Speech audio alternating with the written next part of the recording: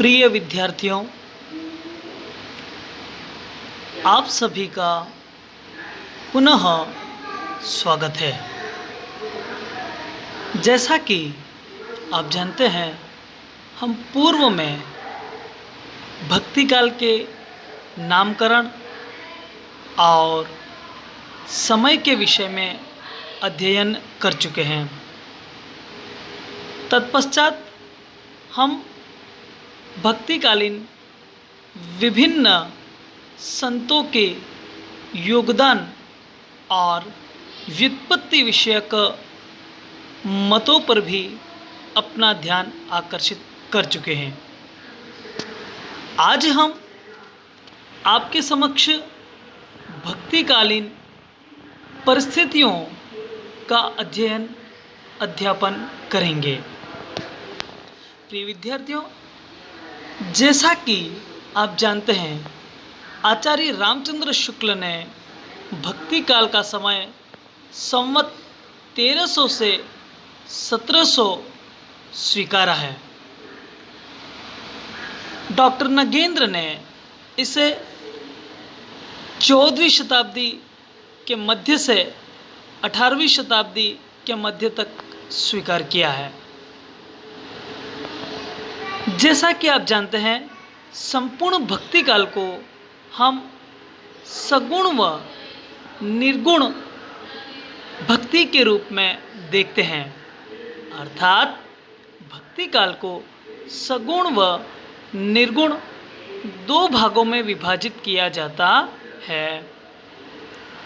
सगुण भक्ति को पुनः विभाजित हम करते हैं राम भक्ति शाखा व कृष्ण भक्ति शाखा के रूप में, और निर्गुण भक्ति को हम ज्ञानाश्रयी शाखा और प्रेमाश्रयी शाखा के रूप में देखते हैं।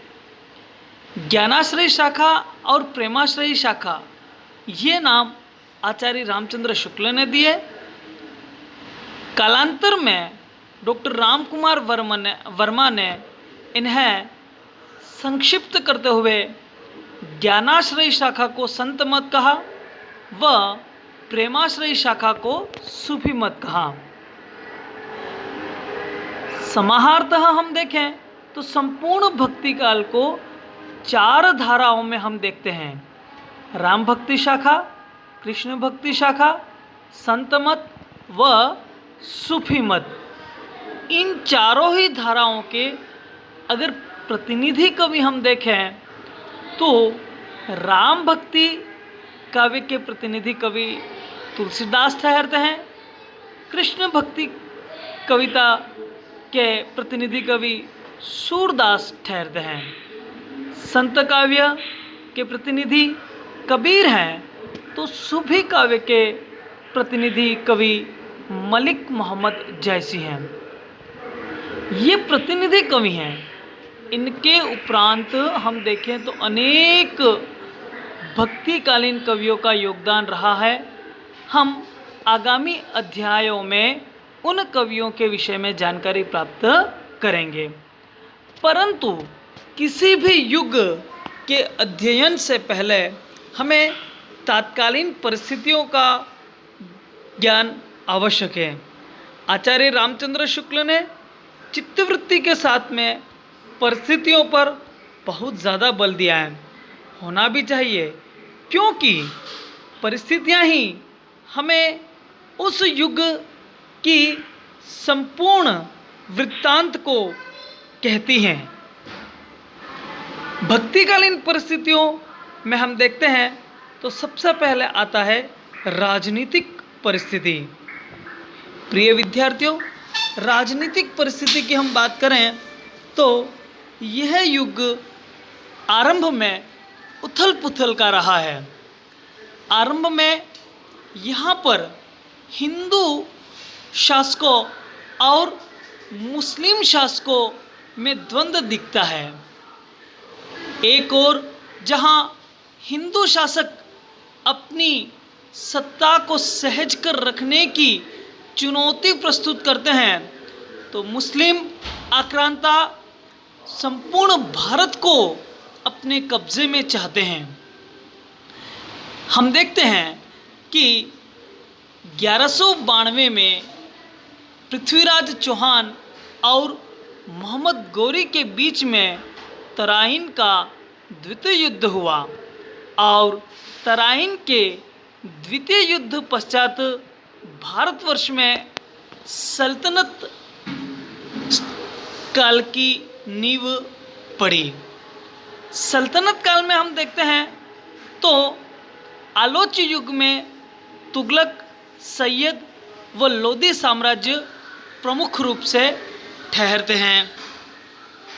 जहाँ तक हम तुगलक वंश की बात करते हैं तो सुल्तान मोहम्मद बिन तुगलक का शासन सन 1325 से 1351 तक रहा। मोहम्मद बिन तुगलक एक बहुत होशियार शासक था, कुशल शासक था, किंतु उसकी अपनी योजनाओं ने उसका साथ नहीं दिया। फिर भी वह एक अच्छा कवि और विद्याव्यसनी शासक था। उसने अनेक विद्वानों को संरक्षण दिया, साथ ही हिंदू प्रजा के प्रति भी वह उदार था, किंतु उसके उत्तराधिकारी फिरोज तुगलक में धार्मिक सहिष्णुता का अभाव था। तुगलक वंश में बाद में हम देखते हैं तो लोदी साम्राज्य आता है और आप सभी जानते हैं कि 1526 में पानीपत के द्वितीय युद्ध में बाबर ने इब्राहिम लोदी को परास्त करके लोदी साम्राज्य की नींव रखी। बाबर के पश्चात हुमायूं हुए और हुमायूं के पश्चात अकबर हुए। अकबर ने हिंदू मुस्लिम एकता के लिए एक नवीन धर्म दीन ए इलाही की स्थापना की और उनके पश्चात जहांगीर व शेर शाह का शासन रहा।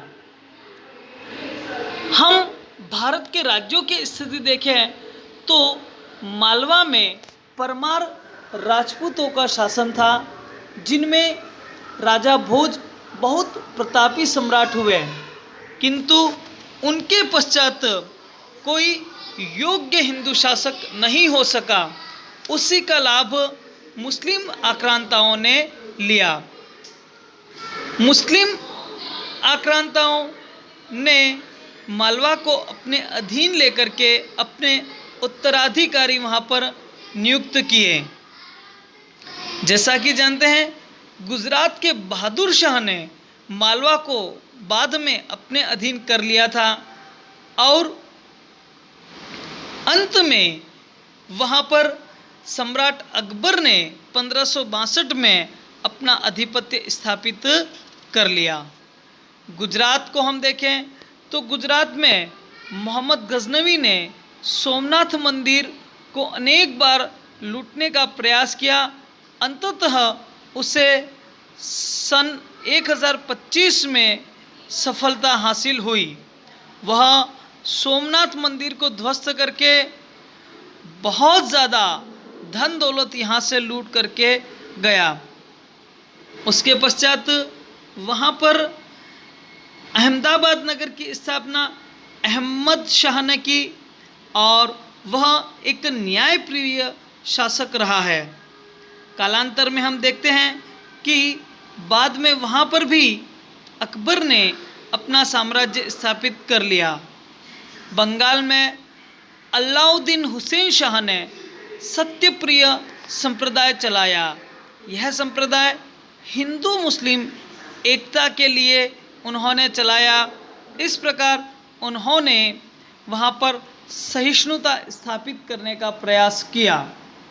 सूर्यवंश की जब बात आती है तो उसमें शेरशाह सूरी प्रतापी सम्राट ठहरते हैं और उन्होंने नई शासन व्यवस्था गठित की जो एक न्यायप्रिय शासक की जिम्मेदारी भी बनती है।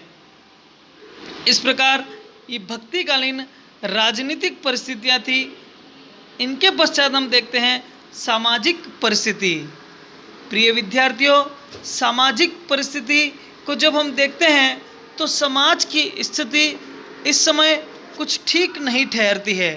समाज में अस्पृश्यता और ऊंच नीच की भावना थी। साथ ही मुस्लिम आक्रांताओं ने यहाँ आकर के छलबल किया। वे हिंदू कन्याओं का या तो क्रय कर लेते थे या अपहरण कर उनसे विवाह या अन्य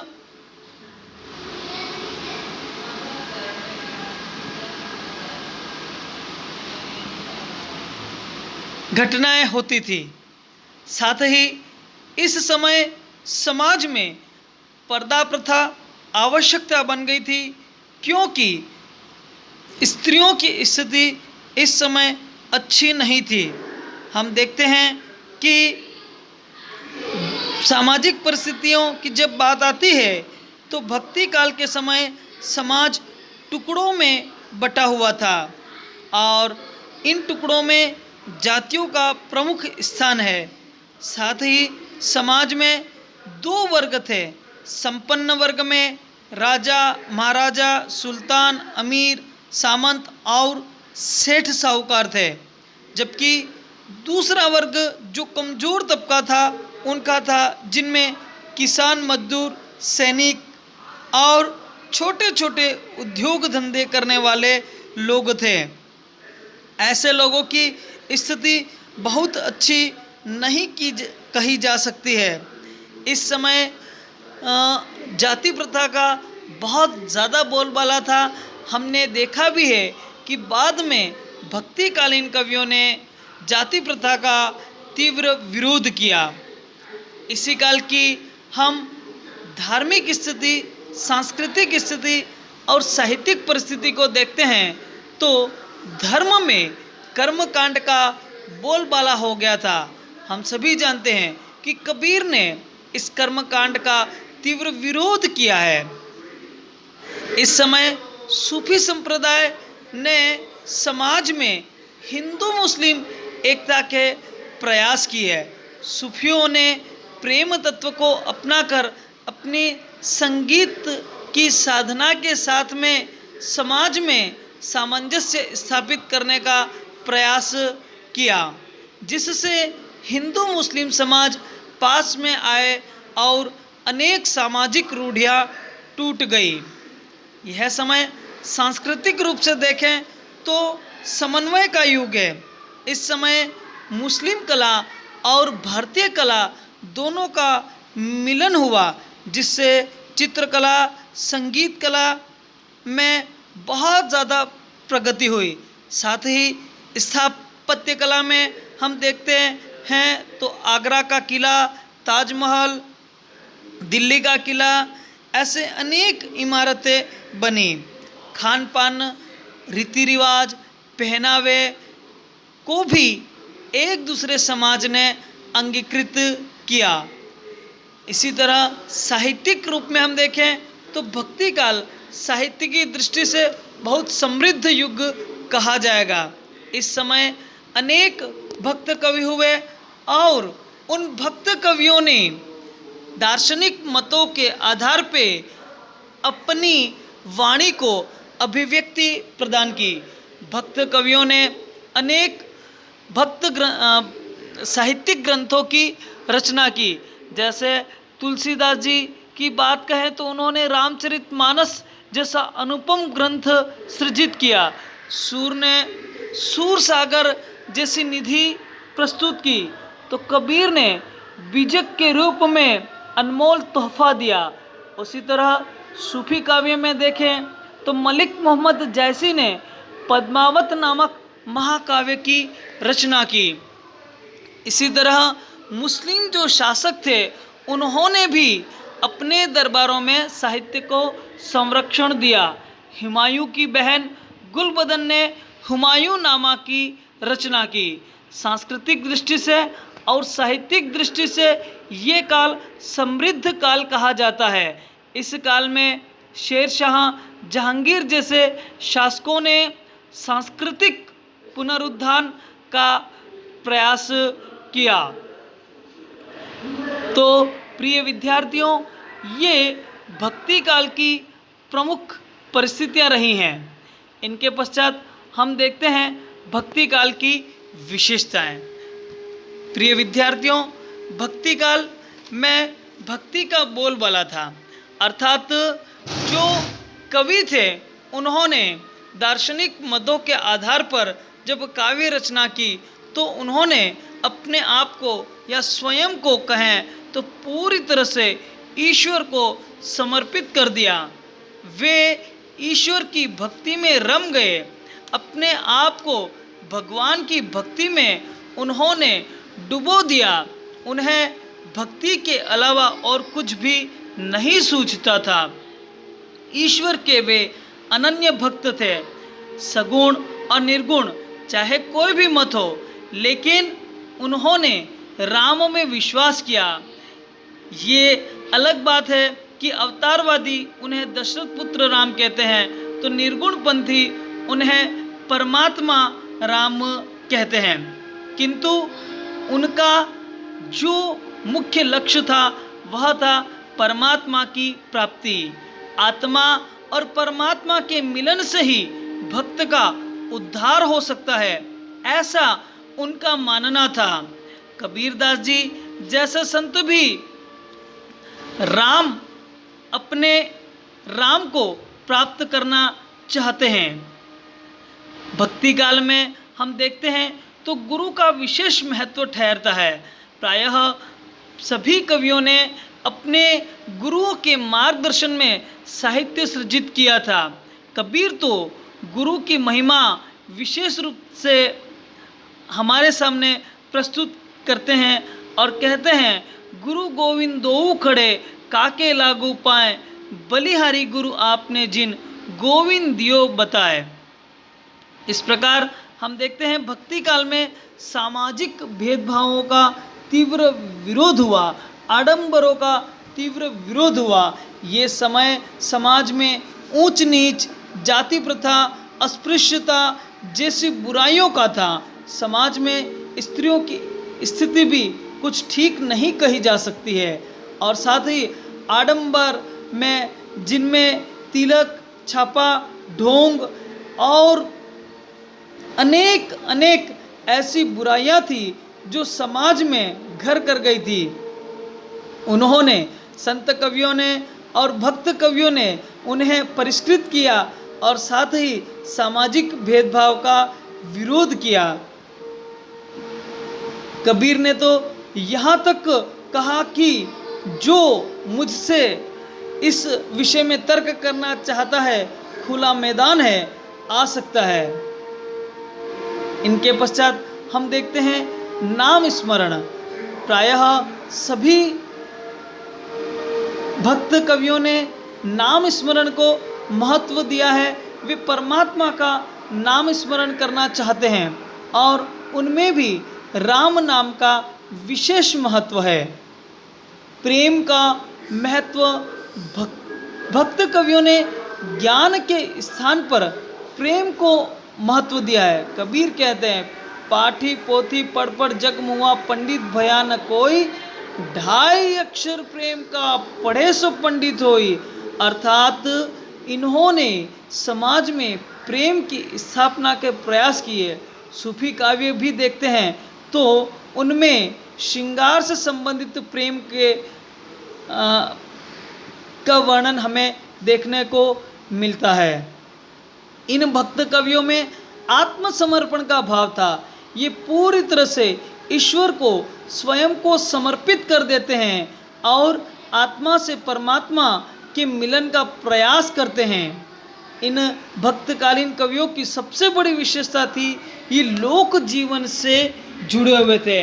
प्रायः सभी कवि ने जनता के दुख दर्द को महसूस किया और उन्होंने ऐसे मार्ग प्रस्तुत किए जिससे समाज में निराश और हताश जो लोग थे उन्हें जीवन जीने का एक उद्देश्य मिला, एक मकसद मिला।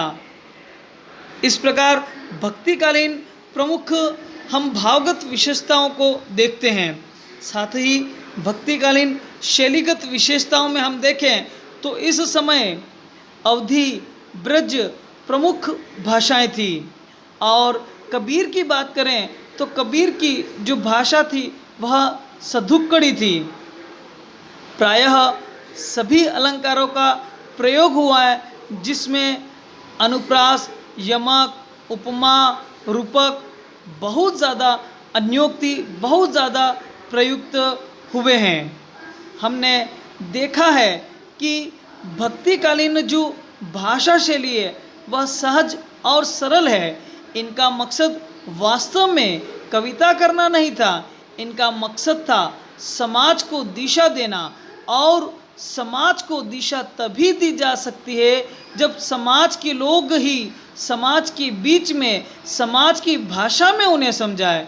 इसलिए हम भक्तिकालीन भाषा शैली की जब बात करते हैं तो बहुत ही सहज और सरल भाषा शैली का इन्होंने प्रयोग किया है। इसके पश्चात भक्तिकालीन कवियों ने अपने काव्यों में बिंब प्रतीक का भी प्रयोग किया है।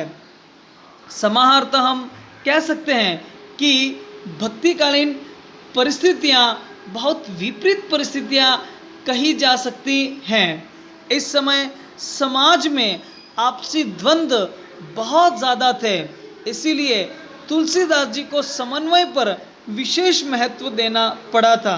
साथ ही भक्तिकालीन विशेषताओं को समाहार के रूप में हम कहें तो भक्तिकाल का साहित्य वह साहित्य है जिसने समाज को दिशा दी। यदि हम कल्पना करें कि वो समाज जिसमें न शिक्षा की व्यवस्था थी, न चिकित्सा की व्यवस्था थी, न साधन थे, ऐसे समय में सामान्य जन का निराश, हताश होना लाजिमी है और वह अपने प्राण को भी त्याग सकता था। लेकिन इन भक्त कवियों ने समाज को दिशा दे करके हम पर बहुत बड़ा उपकार किया है। धन्यवाद प्रिय विद्यार्थियों। हम आगामी कड़ियों में भक्ति काल से संबंधित और प्रमुख तथ्यों पर दृष्टिपात करेंगे। धन्यवाद।